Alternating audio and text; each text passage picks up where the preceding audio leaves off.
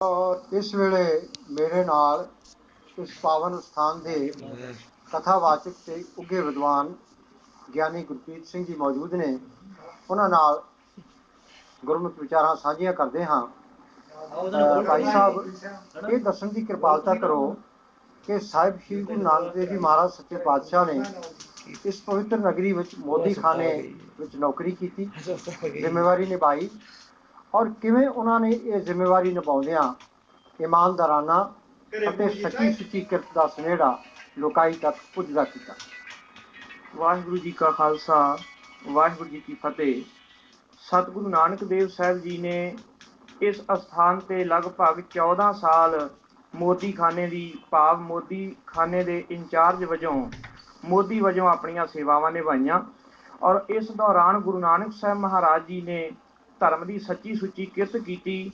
ਨਾਲ ਦੀ ਨਾਲ ਆਪਣੀ ਕਿਰਤ ਕਮਾਈ ਦੇ ਵਿੱਚੋਂ ਸਾਦਾ ਜੀਵਨ ਬਿਤਾਉਂਦੇ ਹੋਏ ਵੱਧ ਤੋਂ ਵੱਧ ਜਿੰਨੀ ਵੀ ਰਕਮ ਉਹ ਲੋੜਵੰਦਾਂ ਦੇ ਕਾਰਜਾਂ ਵਾਸਤੇ ਕੱਢਦੇ ਰਹੇ।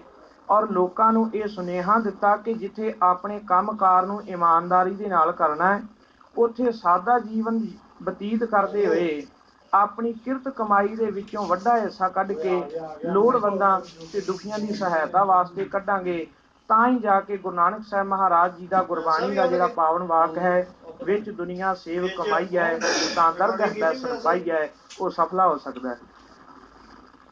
ਤੇ ਜਦੋਂ ਗੁਰੂ ਸਾਹਿਬ ਦੀ ਸ਼ਿਕਾਇਤ ਲਾਈ ਕਿ 13 ਕਰਕੇ ਲੁਟਾਈ ਜਾਂਦੇ ਨੇ, ਤੇ ਉਸ ਦੀ ਫਿਰ ਦੌਲਤ ਖਾਂ ਲੋਧੀ ਨੇ ਪਰਖ ਕੀਤੀ ਤੇ ਗੁਰੂ ਸਾਹਿਬ ਇਸ ਪਰਖ ਵਿੱਚੋਂ ਕਿਵੇਂ ਪੂਰੇ ਉਤਰੇ।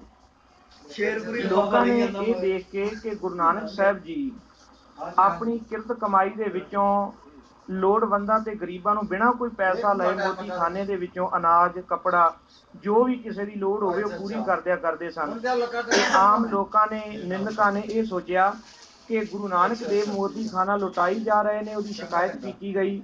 ਦੌਲਤ ਖਾਨ ਲੋਧੀ ਨਵਾਬ ਨੇ ਇੱਕ ਪੜਤਾਲ ਗੁਰੂ ਨਾਨਕ ਸਾਹਿਬ ਜੀ ਦੇ ਉੱਤੇ ਬਿਠਾਈ ਕਿ ਜੇ ਮੋਦੀ ਖਾਨੇ ਦੇ ਵਿੱਚ ਕਿਸੇ ਤਰ੍ਹਾਂ ਦਾ ਘਾਟਾ ਨਿਕਲੇ ਤਾਂ ਇਹਦੇ ਜ਼ਿੰਮੇਵਾਰ ਗੁਰੂ ਨਾਨਕ ਦੇਵ ਸਾਹਿਬ ਨੂੰ ਮੰਨਿਆ ਜਾਵੇਗਾ। ਗੁਰਦੁਆਰਾ ਕੋਟਲੀ ਸਾਹਿਬ ਦੇ ਅਸਥਾਨ ਪਰ ਗੁਰੂ ਸਾਹਿਬ ਮਹਾਰਾਜ ਜੀ ਨੂੰ ਕੁਝ ਸਮਾਂ ਨਜ਼ਰਬੰਦ ਰੱਖਿਆ ਗਿਆ। ਉੱਥੇ ਪੜਤਾਲ ਹੋਈ, ਪਰ ਪੜਤਾਲ ਦੇ ਵਿੱਚੋਂ ਫਿਰ ਪਾਇਆ ਗਿਆ ਕਿ ਕੁਝ ਵੀ ਚੀਜ਼ ਮੋਦੀ ਖਾਨੇ ਦੇ ਵਿੱਚ ਘੱਟ ਨਹੀਂ ਸੀ, ਬਲਕਿ ਹਰੇਕ ਚੀਜ਼ ਦੇ ਵਿੱਚ ਵਾਧਾ ਸਾਬਤ ਹੋਇਆ। ਤਾਂ ਨਵਾਬ ਨੂੰ ਸ਼ਰਮਿੰਦੇ ਹੋ ਕੇ ਗੁਰੂ ਸਾਹਿਬ ਜੀ ਦੇ ਪਾਸੋਂ ਮਾਫੀ ਮੰਗਣੀ ਪਈ। ਗੁਰੂ ਨਾਨਕ ਸਾਹਿਬ ਮਹਾਰਾਜ ਜੀ ਨੇ ਇਸ ਤਰ੍ਹਾਂ ਧਰਮ ਦੀ ਕਿਰਤ ਵੀ ਕੀਤੀ ਔਰ ਸੰਸਾਰ ਦੇ ਵਿੱਚ ਦੁਖੀਆਂ ਦੀ ਸਹਾਇਤਾ ਵੀ ਨਾਲ ਦੀ ਨਾਲ ਕਰਦੇ ਰਹੇ। ਭਾਈ ਸਾਹਿਬ ਜੀ, ਹੁਣ ਆਪ ਤੋਂ ਇਹ ਜਾਣਨਾ ਚਾਹਾਂਗੇ ਕਿ ਗੁਰੂ ਨਾਨਕ ਸਾਹਿਬ ਜੀ ਦੇ ਜੀਵਨ ਦਾ ਇੱਕ ਬਹੁਤ ਵੱਡਾ ਪੱਖ ਹੈ 4 ਉਦਾਸੀਆਂ। ਪ੍ਰਥਮ ਉਦਾਸੀ ਆਪ ਜੀ ਨੇ ਇੱਥੋਂ ਹੀ ਆਰੰਭ ਕੀਤੀ ਔਰ ਨਾਲ ਉਹਨਾਂ ਨੇ ਆਪਣਾ ਸੰਗੀ ਬਣਾਇਆ ਰਬਾਬੀ ਭਾਈ ਮਰਦਾਨੇ ਨੂੰ। ਭਾਈ ਸਾਹਿਬ ਜੀ, ਇਸ ਬਾਰੇ ਆਪ ਜੀ ਦੱਸਣ ਦੀ ਕਿਰਪਾਲਤਾ ਕਰੋ ਕਿ ਗੁਰੂ ਸਾਹਿਬ ਨੇ ਜਿਹੜੀ ਪਹਿਲੀ ਉਦਾਸੀ ਆਰੰਭ ਕੀਤੀ ਉਹ ਆਪ ਕਿਸ ਦਿਸ਼ਾ ਵਿੱਚ ਗਏ। ਇਸ ਪਾਵਨ ਸਥਾਨ ਤੇ ਜਦੋਂ ਗੁਰੂ ਸਾਹਿਬ ਜੀ ਨੇ ਜਗਤ ਜਲੰਦੇ ਨੂੰ ਤਾਰਨ ਵਾਸਤੇ ਆਪਣੀ ਪਹਿਲੀ ਉਦਾਸੀ ਆਰੰਭ ਕੀਤੀ, ਸਭ ਤੋਂ ਪਹਿਲਾਂ ਸਤਿਗੁਰੂ ਜੀ ਇਸ ਅਸਥਾਨ ਤੋਂ ਚੱਲ ਕੇ ਆਪਣੇ ਨਗਰ ਤਲਵੰਡੀ ਨਨਕਾਣਾ ਸਾਹਿਬ ਵਿਖੇ ਗਏ। ਆਪਣੇ ਮਾਤਾ ਪਿਤਾ ਜੀ ਪਰਿਵਾਰ ਨੂੰ ਮਿਲਣ ਤੋਂ ਉਪਰੰਤ ਗੁਰੂ ਨਾਨਕ ਦੇਵ ਮਹਾਰਾਜ ਜੀ ਨੇ ਪਹਿਲੀ ਉਦਾਸੀ ਹਿੰਦੂ ਤੀਰਥਾਂ ਵੱਲ ਨੂੰ ਕੀਤੀ ਹੈ।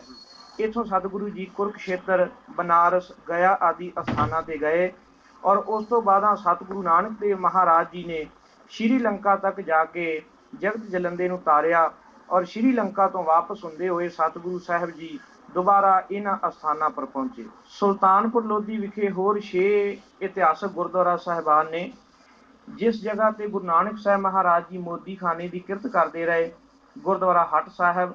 ਜਿਸ ਅਸਥਾਨ ਤੇ ਗੁਰੂ ਨਾਨਕ ਦੇਵ ਮਹਾਰਾਜ ਜੀ ਦੇ ਪਰਿਵਾਰ ਦੀ ਰਿਹਾਇਸ਼ ਸੀ, ਗੁਰਦੁਆਰਾ ਗੁਰੂ ਕਾ ਬਾਗ।